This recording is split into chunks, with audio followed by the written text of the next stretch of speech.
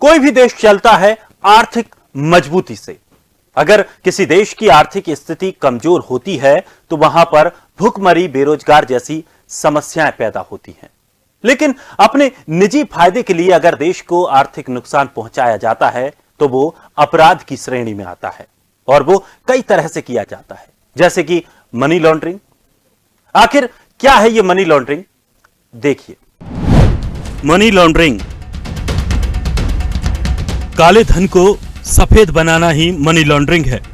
ये एक ऐसी प्रक्रिया है जिसके द्वारा अवैध स्रोत से अर्जित की गई आय को वैध बनाकर दिखाया जाता है।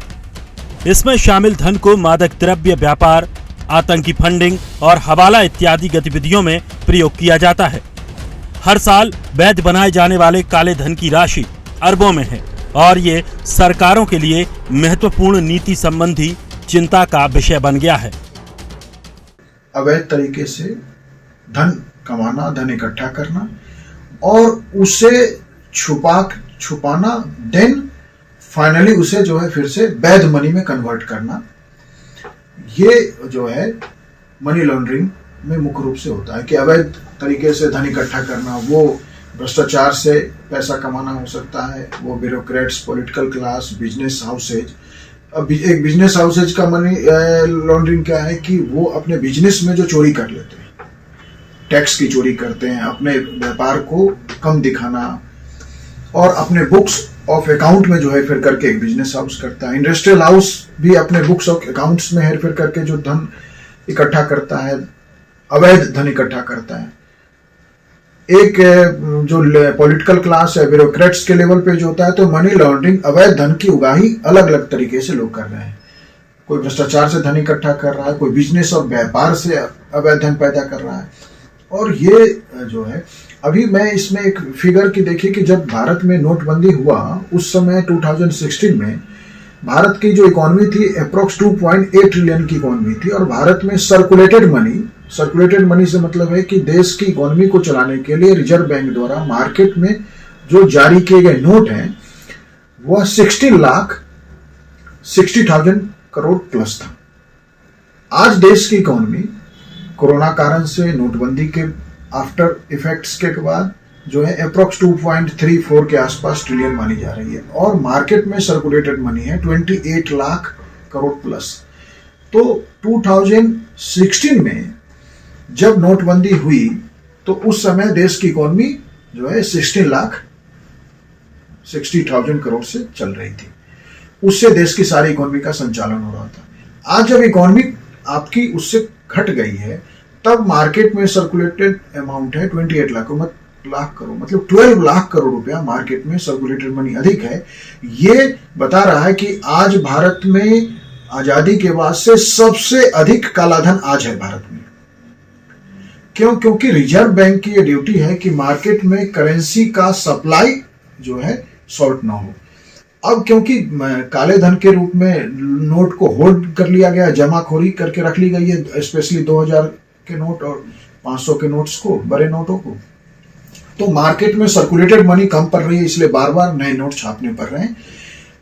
अब ये जो है कई तरीके से जो है भारत में अभी हमने देखा कि अलग अलग व्यापार में, इंडस्ट्रीज में, तो सारे देश में ब्लैक मनी इकट्ठा हो रहा है।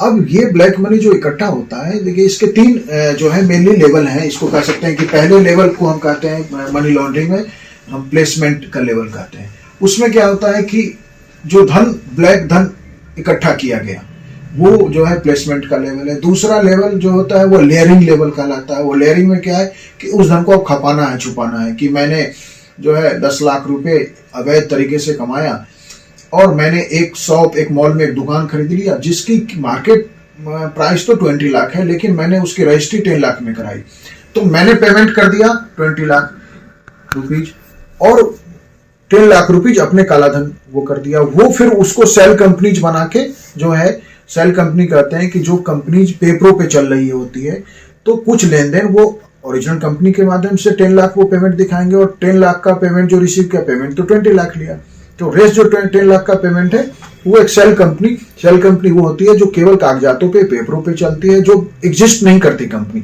लेकिन वो कंपनी पेपर पे व्यापार कर रही होती है, पेपर पे चीजें खरीद बिक्री कर रही होती है और सरकार से टैक्स लाभ भी लेती है, रिटर्न भी देती है, वो सारे काम करते हैं, लेकिन पेपर सारे फर्जी होते हैं। तो भारत में आज मनी लॉन्ड्रिंग जो है आम आदमी के जीवन को सबसे ज्यादा प्रभावित कर रहा है। इस गणतंत्र दिवस के अवसर पे यह बात हम देश के लोगों को समझना चाहिए।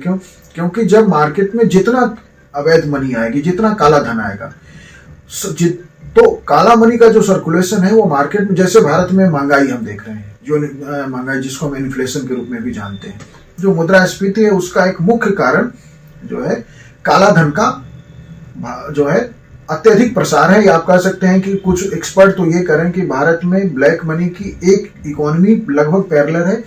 पैरेलल इकोनॉमी के दावे से तो सहमत नहीं हुआ जा सकता, क्योंकि भारत की इकोनॉमी जो है 2.34 ट्रिलियन की है। तो इसका मतलब है कि 200 लाख करोड़ से अधिक की इकोनॉमी, इतनी बड़ी ब्लैक मनी की इकोनॉमी नहीं है। लेकिन उसके साइज को लेके अलग अलग एक्सपर्ट अपनी अपनी राय रख सकते हैं, लेकिन एक अच्छा खासा जो है साइज ब्लैक मनी का है। तो ब्लैक मनी के कारण आम आदमी को मकान महंगे मिल रहे हैं।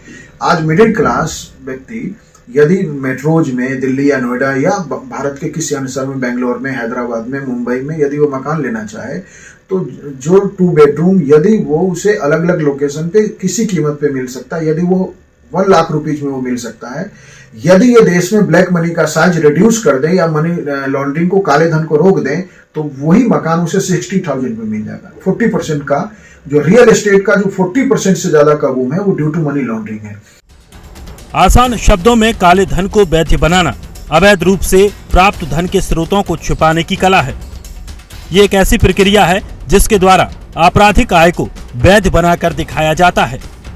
इसमें शामिल धन को नशीली दवाओं की सौदेबाजी, भ्रष्टाचार और अन्य प्रकार की धोखाधड़ी और कर चोरी सहित अनेक प्रकार की आपराधिक गतिविधियों के जरिए प्राप्त किया जाता है। लेकिन इससे देश को आर्थिक नुकसान होता है और देश का माहौल भी खराब होता है।